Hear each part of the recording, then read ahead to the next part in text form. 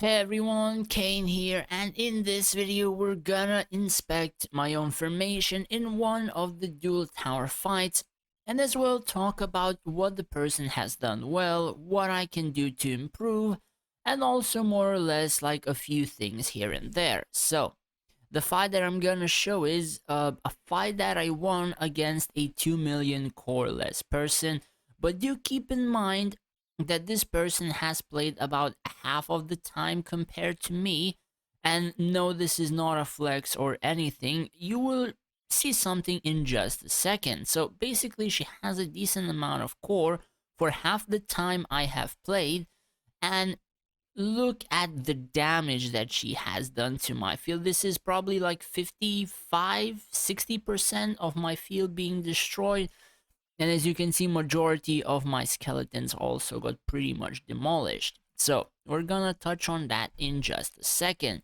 Now do keep in mind this player is good, and from what I know from my friend, majority of her purchases are actually pretty decent. So I'm not entirely sure how much this person has spent, probably around the same as me, but with better packs or maybe a little bit more. Again, I'm not sure, but I know that she has about 9 to 10, I think somewhere around that number, 5-star premium artifacts. And that is usually what kind of does something like this or has a pretty huge difference on the field. So, touching on the Stalkers. So, my Stalkers have 3.1 million HP. They have a lot of crit rate reduction, a decent defenses overall. And checking hers, she has 2.6 million. She has a decent amount of crit rate reduction, so I believe she either watches my videos or did an incredibly great idea to level this up. Because in Covenant, you really only raise the crit rate reduction or the healing received, and a few other buffs on the side if you're lucky or unlucky, and she did receive some physical or magical resistances. She did receive some crit rate reduction in there, so whichever way she found out about it, kudos to her, that's pretty friggin' good.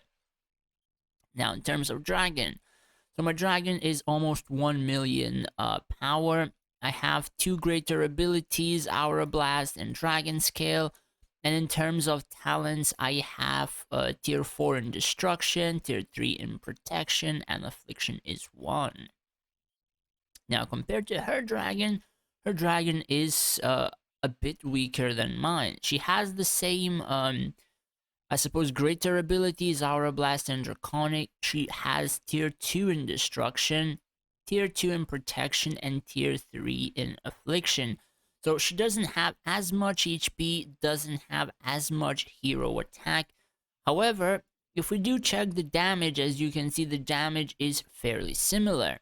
Now we have to get into that as well. So before that, look at how much attack my Valerie has, right?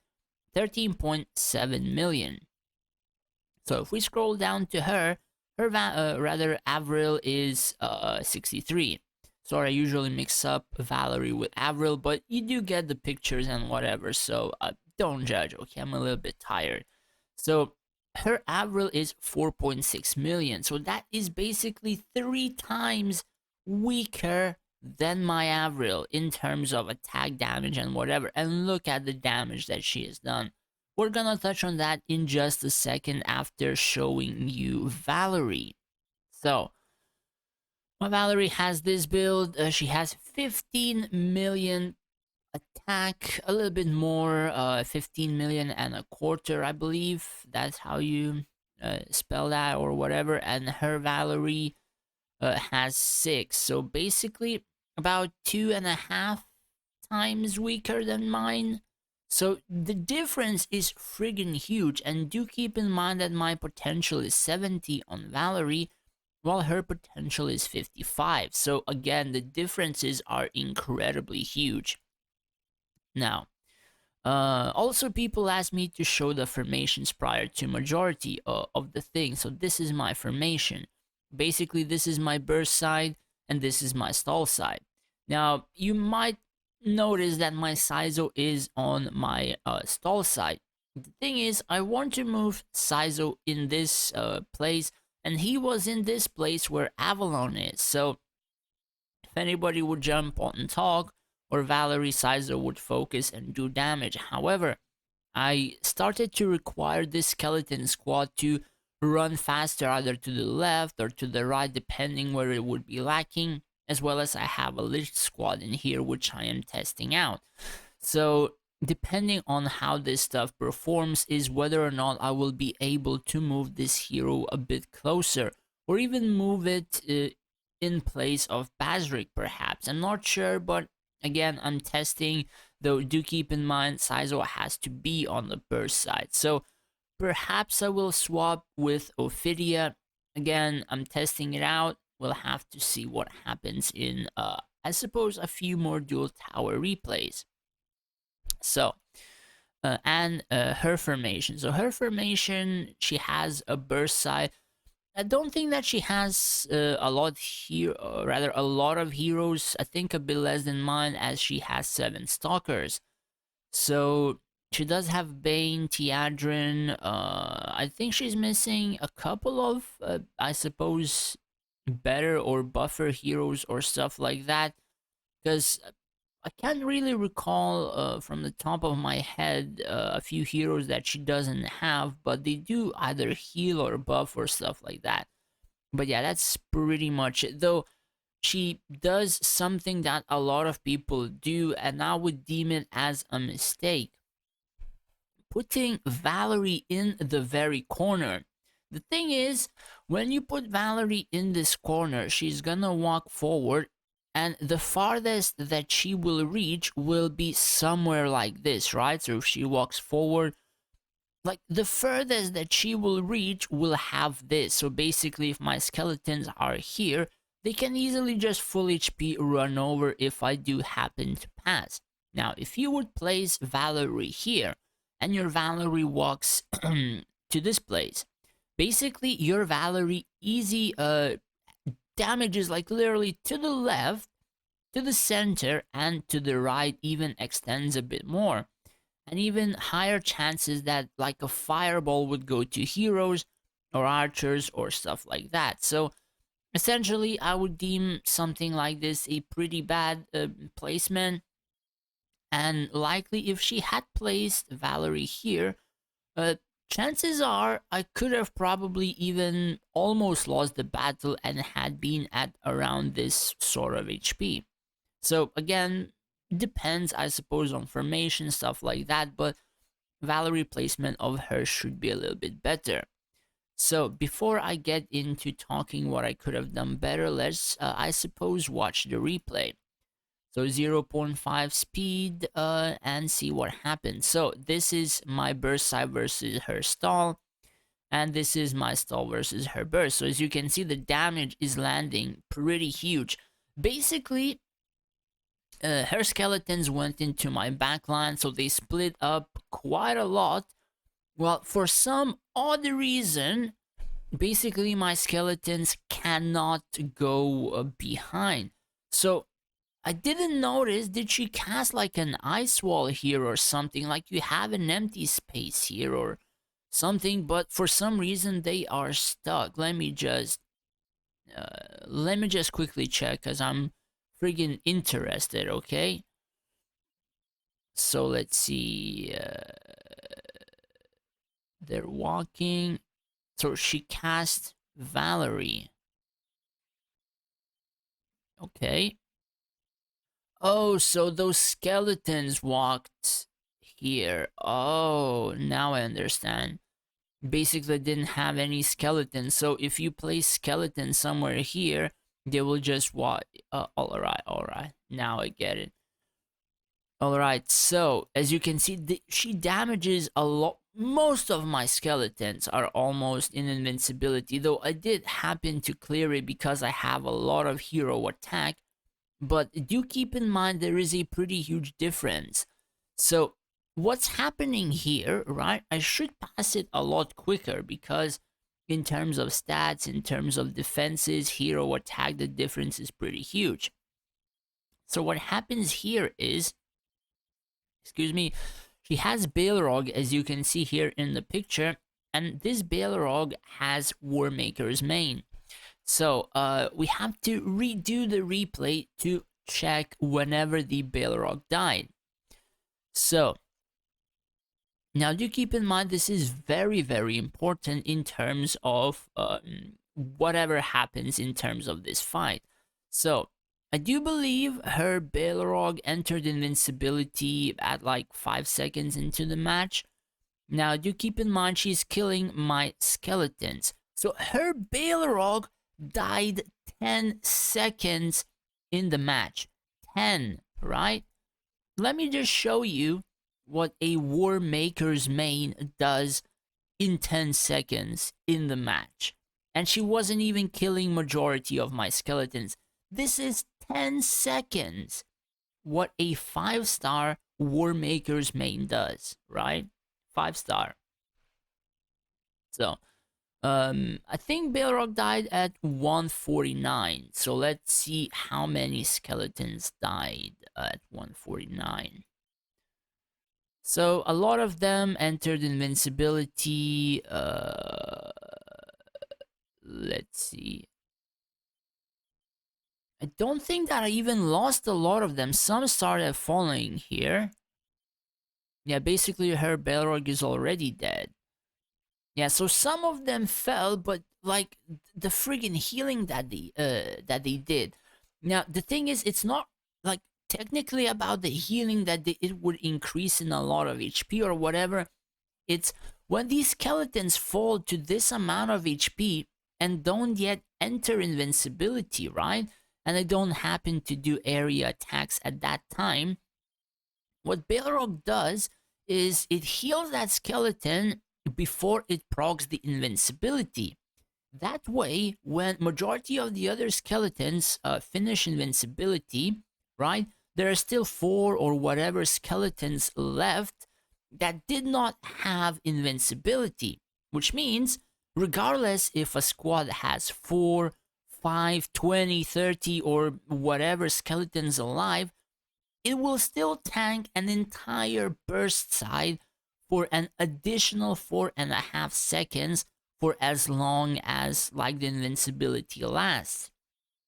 Do keep in mind that Gazul doesn't require to be alive to revive a skeleton, meaning even if those 5 skeletons die and 1 skeleton revives out of those 5, meaning you get another like 2 or 4.5 second invincibility as well, which the skeletons will tank your entire burst side. So it's not like that Warmaker's main does everything by itself. It basically can easily give you that snowball effect, which I always like to point out. And that snowball effect can do something like this and rather quite hard. And the thing is, if you have a very strong Balrog, which I always would tell people to raise mages as 1 DPS, and then straight go for gladiators and paladins, because you have to have gladiators for events, PvP, and majority of the events PvP just covered, or rather are covered by mages and gladiators. So if you have this, basically the further into the game you go, the higher value this artifact is. So if you're spending on the game and you're somewhere around 5, 6, 7, 8 million core and whatever, do keep in mind that if you do spend money any more in this game, do get this artifact. Now again, like I said in like 20 videos, I'm waiting for Lucky Wheel.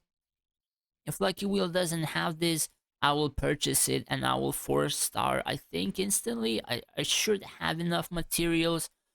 So yeah, and this will pretty much make my stall do something like hers and less likely to be prone to being beaten by people who has the same. Because basically if somebody has a Balrog with Warmaker's main, proper build, Lich formation, basically even if they are 3, sometimes 4 million core less, you can happen to lose. Like it happens because this is a Lich formation. and mages do majority of the damage. You have a lot of debuffs, and essentially it ends up that mages are hitting almost, naked targets.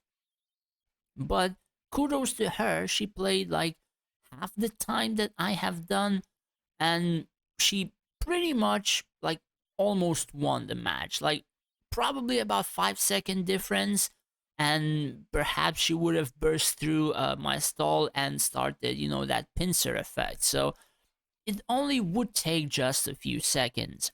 So in terms of what I could do better, basically, I suppose I would kind of require some area damage, like somewhere in the middle. The thing is, like, sometimes I suffer quite a lot if enemy has too much area damage and I don't have the War Maker's main, so I should somehow interpret Avril not in this location, but perhaps somewhere here, so that she would somewhat scratch, like, at least this part where majority of, let's say, the I suppose mages usually end up running. So if they're trying the pincer or are performing, you can just cast Avril Blizzard, and then you can wipe their DPSs as well. Otherwise, if like I don't have any area damage, like from the center towards like the stall, usually if they do perform the pincer, my formation is gone, like literally gone. So it's some choices here have to be made, some adjustments also have to be made, but again, I don't really have ranged units. If you're running Lich, at the moment, as of making this video, the ranged units are not that good, so you don't really have too many choices what you can do. You either would have research, high level, or you have archers, and archers are garbage in Lich, so you don't really have that much choice, what to do. So it's like a one trick thing. If it succeeds, if you succeed, you're gonna go far. If it doesn't, well, you likely can just get bodied by people who just make the formation a bit better than you. So yeah, that's pretty much it, I suppose, in terms of the formation, or rather a fight which I could have lost. Now, do keep in mind, I didn't mention this. She is Castle 48. So there is a slight difference in hero level, slight difference in researches, hero level, hero attack, plenty of features as well. But of course, premium artifacts again do have some of those percentages which scale pretty friggin' wild and perform a snowball effect. So I will always mention this in probably a lot of videos which will provide the premium artifacts or effect of theirs, for people to more or less try to manage to get at least some of them, or the proper ones, to 5-star.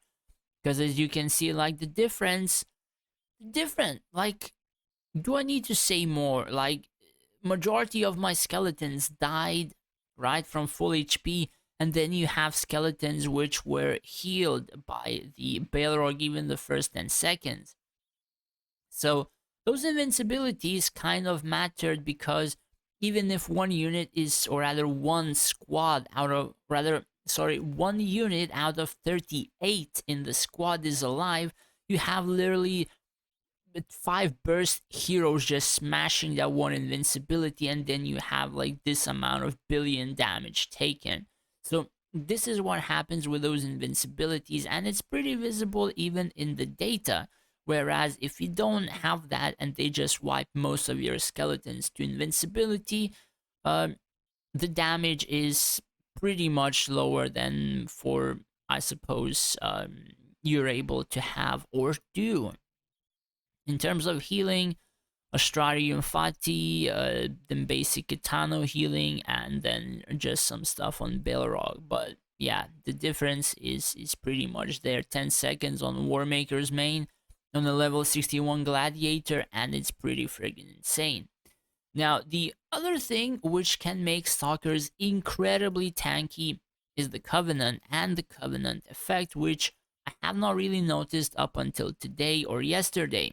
So, if you reach Skeleton's Divine Covenant, Basically, you get a new ability which grants Bone Soldiers a new shield of the Revenant Covenant with the following effect.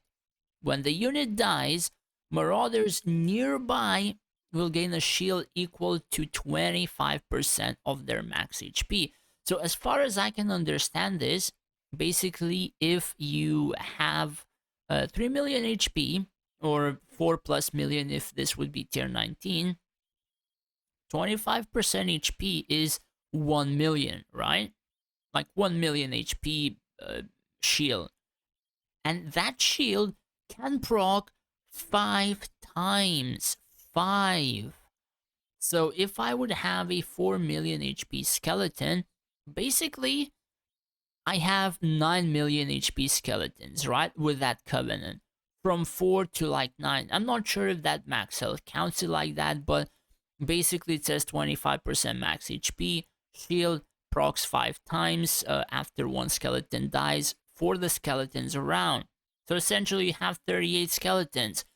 Most of the squad is going to have this shield regardless.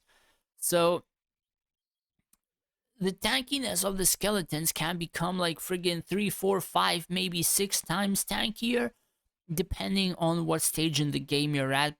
Later, when most people have a lot of researches, stuff like that, likely not as much. But at my stage, man, like this buff would be friggin' just insane. Like I have no words. But yeah, I suppose that's pretty much it. Yeah, nothing else does come from the top of my head. Just that again, I don't have archers. I don't have a few premium artifacts or high star, which can give a lot of effect on my field. And in the end, everything just transfers into making my field weaker. Now, do keep in mind, as I said multiple times, Warmaker's main is crucial for PvP, incredibly crucial, and it makes the stall side incredibly powerful. And your burst side, literally by killing stuff, makes your stall side heal a lot more and survive a lot more. So again, do keep that in mind. That's pretty much it for this video. Hopefully it was useful for you. Hopefully it was the information you were looking for. And if it was, do hit that subscribe button. It would help me out a lot. Thanks for watching, guys. Take care and stay safe out there.